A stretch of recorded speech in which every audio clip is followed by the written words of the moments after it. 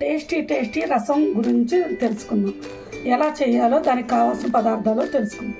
ఇప్పుడు రసంలోకి వాడే పదార్థాలు ఇవి: అల్లం వెల్లుల్లి, కొబ్బరి, ధనియాలు, వెల్లుల్లి, మిరియాలు నా దగ్గర లేవు కాబట్టి మిరియాల పొడి, కొంచెం కందిపప్పు, జీలకర్ర, ఇవన్నీ మిక్సీలో ముద్దగా ఆడించుకోవాలి.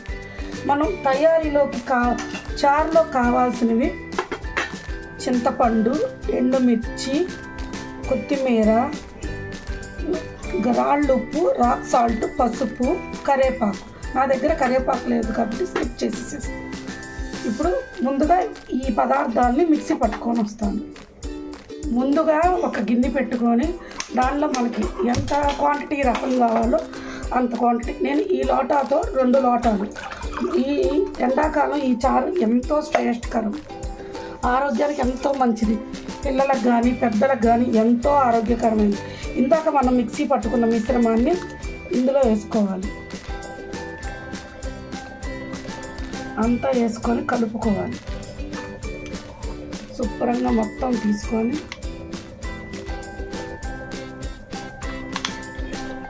ఈ చారులో డిప్ చేయాలి. నెక్స్ట్ ఇందులో 4 ఎండుమిర్చి, ఇందాక చూపించాను చిన్న నిమ్మకాయ సైజు చింతపండు, సరిపడినంత ఉప్పు. దీనికి రాక్ సాల్టే చాలా టేస్టీగా ఉంటుంది. మామూలు సాల్ట్ కూడా కన్నా రాక్ సాల్ట్ ఆరోగ్యానికి మంచిది, తినడానికి కూడా టేస్టీగా ఉంటుంది. సరిపడినంత పసుపు కూడా ఆరోగ్యానికి మంచిదండో.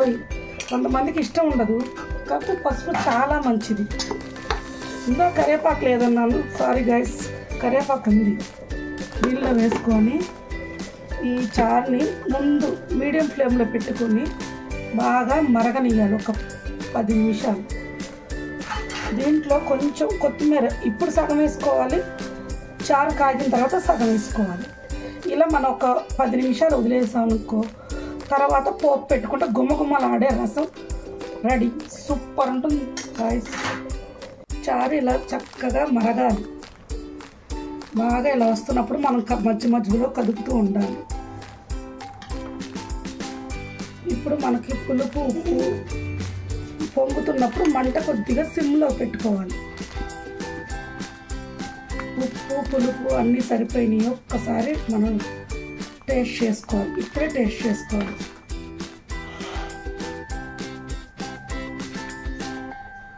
కొంచెం ఉప్పు తగ్గింది, పులుపు అన్నీ పర్ఫెక్ట్గా ఉంది. కొంచెం ఉప్పు వేసుకుంటే పర్ఫెక్ట్. రసము పక్క పొయ్యి మీద మరుగుతుంది గాయ్స్. ఇప్పుడు దీనిలో మనం ఈ పొయ్యి మీద పోపు పెట్టుకుందాం. పోపు ఎలా పెట్టుకోవాలో చూపిస్తాం. ఏం లేదు ఫ్రెండ్స్, కొద్దిగా పోపు దినుసులు, ఆనియన్స్, ఎవరిష్టం వాళ్ళది. కొంతమంది వెల్లుల్లిపాయ వేసుకుంటారు, నేను మాత్రం ఆనియన్ వేస్తాను. ఆనియన్స్, కొద్దిగా కరివేపాకు వేసి బాగా వేగనియ్యాలి. కొద్దిగా ఇంగువ, ఇష్టం ఉన్నోడు వెల్లుల్లిపాయ వేసుకోవచ్చు లేదా ఉల్లిపాయ వేసుకో. నేనైతే ఉల్లిపాయ పడతాను ఫ్రెండ్స్. బాగా వేగనియ్యాలి.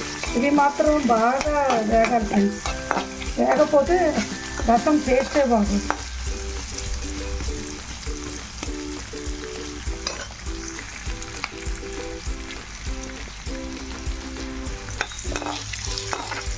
పక్క పొయ్యి మీద రసం మరుగుతుంది ఫ్రెండ్స్. ఈ పోపు వేగగానే దానిలో వేసేస్తాను. బాగా అలా మసలాలి. ఈ ఎండాకాలం 2-3 డేస్ ఒకసారి పెట్టుకున్నా కూడా ఎంతో మంచిది. డైజెషన్ బాగుంటుంది, ఆరోగ్యానికి మంచిగా ఉంటుంది. దానిలో వాడిన పదార్థాలు అన్నీ మంచివి. అల్లం, వెల్లుల్లిపాయ, ధనియాలు, జీలకర్ర, మిరియాలు, అన్నీ పోషక విలువలు ఉన్నాయి. మనం ఆలోచించాల్సిన విషయం లేదు ఫ్రెండ్స్. మనం రసమే కానీ తీసేస్తాం కానీ చాలా ఆరోగ్యం.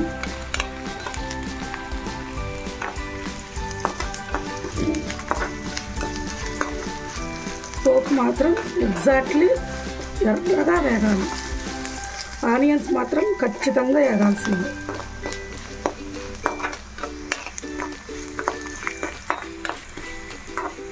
రసం చూసారా ఫ్రెండ్స్ ఎలా మరుగుతున్నాయో, చూస్తానికి ఎంత కలర్ఫుల్గా ఉన్నాయో. చికెన్లో కానీ ఏమన్నా ఫ్రైల్లో కానీ మటన్లో కానీ రొయ్యల్లో కానీ సూపర్ కాంబినేషన్ ఫ్రెండ్స్. ముద్దపప్పులో కూడా చాలా బాగుంటుంది. ఆల్మోస్ట్ దగ్గరకు వచ్చేసి ఫ్రెండ్స్, దీన్ని తీసి దానిలో పోసేయడం. చూసారా ఎలా వేపాను? ఏం లేదు ఫ్రెండ్స్, బాగా వేగితే ఇంకా ఎక్స్ట్రా ఇంకొక రోజు ఉంటాయి. ఎచ్చి పచ్చిగా వేపితే ఏమవుతుందంటే బ్యాడ్ స్మెల్ వచ్చేస్తాయి. ఇది ఎండాకాలం కదా, కొంచెం కేర్ఫుల్గా తీసుకోవాలి. చూసారు ఇది బాగా వేగింది. నేను దీన్ని ఏం చేస్తానంటే తీసుకెళ్ళిపోయి ఈ చారులో ఇలా పోసేస్తాను. నెక్స్ట్ ఏం చేస్తానంటే ఫ్రెండ్స్, ఇందాక సగం ఉంచుకుని కొత్తిమీర, దాన్ని ఇలా వేసేసుకుంటాను. వేసుకొని ఒకసారి మొత్తం కలుపుకోండి. చూసారా ఫ్రెండ్స్, గుమగుమలాడే రసం తయారు.